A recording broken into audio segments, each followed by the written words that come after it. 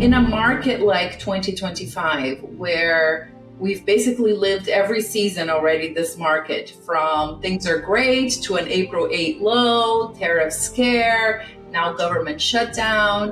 When things have been moving so quickly, which is more the norm than the exception, how is this approach of managing risk adapting?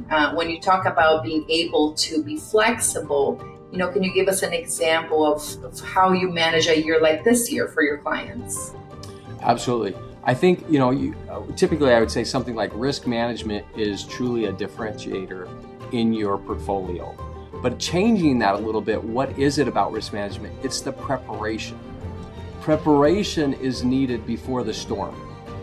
And that's really, really important. So managing risk, or having a managed risk approach to mitigate volatility and limit drawdowns and not compromise long-term returns, is about preparation.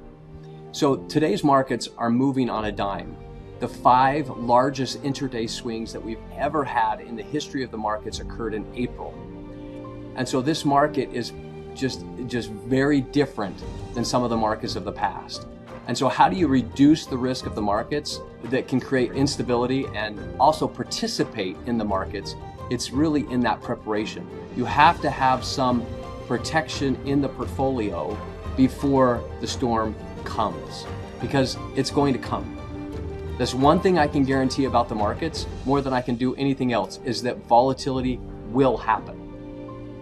And so that's, I think, the key here. It's not about predicting the future. It's really about being prepared for it.